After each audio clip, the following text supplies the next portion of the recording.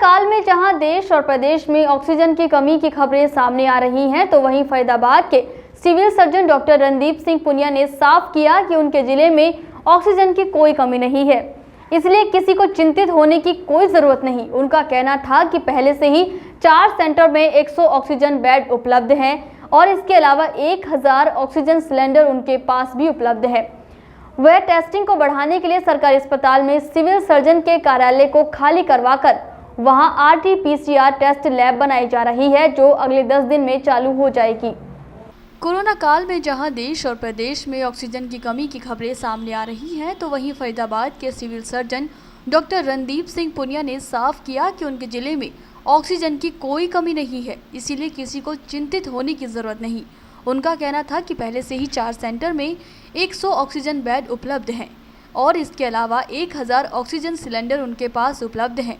वह टेस्टिंग को बढ़ाने के लिए सरकारी अस्पताल में सिविल सर्जन के कार्यालय को खाली करवाकर वहां पर RT-PCR टेस्ट लैब बनाई जा रही है, जो अगले 10 दिन में चालू हो जाएगी। फरीदाबाद में ऑक्सीजन की कमी को नकारते हुए civil surgeon doctor Randeep Singh Punia ने कहा कि हमारे पास ऑक्सीजन की कोई कमी नहीं है और फरीदाबाद में खेड़ी कला, पाली, कुराली और तिगांव में कुल मिलाकर 100 ऑक्सीजन बेड उपलब्ध हैं, जिसका लाभ जरूरतमंद मरीज उठा सकता है। सिविल सर्जन ने कहा कि पिछले नवंबर को हमने 1000 ऑक्सीजन सिलेंडर खरीद लिए थे, जो आज भी हमारे पास भरे हुए हैं।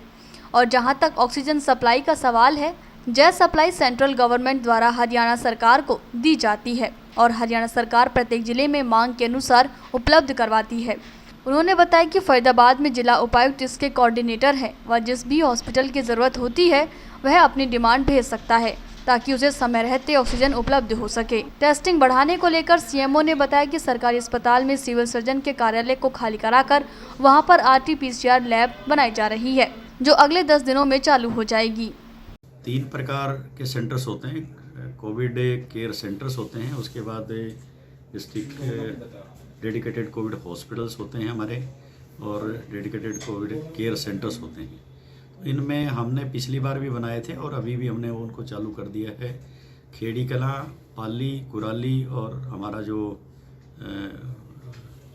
तिगांव है, इनको शुरू हमने कर दिया है। वहाँ पे हमारे पास करीबन 100 के आसपास इनको मिला करके ऑक्सीजन बेड हैं। जिस भी व्यक्ति को ऑक्सीजन तक की ज़रूरत है वो इनका लाभ उठा सकता है, उसको किसी अस्पताल या किसी और ICU की ज़रूरत नहीं होती है, उनको इधर उधर भटकने की ज़रूरत नहीं है। इसके अलावा हमारा PK हॉस्पिटल है, इसमें 40 बेड हमने तैयार कर दिए हैं। ESIC मेडिकल कॉलेज जो है हमारा डेडिकेटेड कोविड हॉस्पिटल है, वहाँ भी हमारे 500 बेड हैं। इसलिए जिस भी व्यक्ति को ज़रूरत है वो जाए, परंतु अननेसेसरी अस्पताल के चक्कर ना लगाए। पूरी अपनी स्थिति का आकलन करवाए अपने डॉक्टर से, जो भी नज़दीकी प्राथमिक स्वास्थ्य केंद्र या जो भी हमारा अस्पताल है, वो जो सलाह देता है एडमिशन की, तो एडमिशन जो मैंने बताया इनमें से कहीं भी ले सकता है।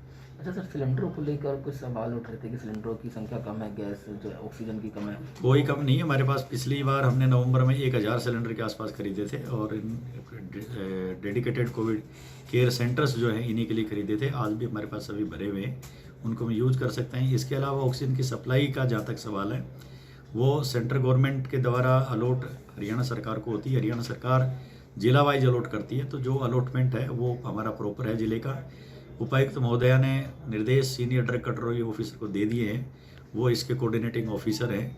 जिस भी अस्पताल को ऑक्सीजन चाहिए वो अपनी डिमांड पहले दिन उनको भेजें, दूसरे दिन, ताकि उनको समय पे जो मामला था, गृह मंत्री जो हमारे स्वास्थ्य मंत्री अनिल विज ने कहा कि दिल्ली से जो सिलेंडर आ रहे थे उनको दिल्ली सरकार ने रोक लिया, तो इसके लिए कहीं ऐसा लगता है कि फरीदाबाद को ज़रूरत थी उन सिलेंडरों की, वो दिल्ली सरकार ने रोक लिए? देखिए, ये मामला मेरे कोई संज्ञान में नहीं है। मैंने आपको बता दिया कि गवर्नमेंट ऑफ इंडिया ने सभी राज्यों को ज़रूरत अनुसार डिस्ट्रीब्यूशन किया है। राज्यों को के द्वारा डिस्ट्रीब्यूशन जो जिलों को हो रहा है, जिले का जो डिस्ट्रीब्यूशन है वो जिस भी अस्पताल को जितनी ज़रूरत है वो उनको परफॉर्मा हमने दे रखा है कि जिसको जितनी ज़रूरत हो बताएं उनको, ड्रग कंट्रोलिंग ऑफिसर को। वो टाई अप करके उनको सप्लाई दिलवा रहे हैं और रेगुलर सप्लाई है, किसी प्रकार की कोई चिंता करने की जरूरत नहीं है। सर, जो आपका कार्यालय था उसमें किस चीज़ के क्या बन रहा है? उसमें हम RT-PCR लैब बना रहे हैं। अभी हमारी जो RT-PCR की लैब है वो हमारे पास एक ESIC मेडिकल कॉलेज में है, दूसरी एक थस्ती हमारी यहाँ इंस्टीट्यूट है। तो दोनों के मिला करके हमारी करीबन 1200 या 1300 के करीबन कैपेसिटी है उनकी टेस्ट करने की। इस कैपेसिटी को और बढ़ाया जाए, इस के तहत ये कदम उठाया गया है कि मेरा जो कार्यालय था उस कार्यालय को रिनोवेट करके और उसको RT-PCR लैब में तब्दील किया जाएगा। सामान इसका लगभग हमारे पास आ चुका है। आशा है कि अगले 10 दिन में हम इसको तैयार करें। इसमें कितने टेस्ट लगभग करे जा सकते हैं ये रोजाना? इनकी कैपेसिटी बढ़ाई जा सकती है। एक मशीन 96 की होती है, उसको डबल करो तो आप डबल हो जाती है, ट्रिपल करें, 4 गुना करें, 24 गुना 7 चलाएं, जितना आप बढ़ाना चाहते हो आप बढ़ा सकते हैं इसकी ज़रूरत के अनुसार।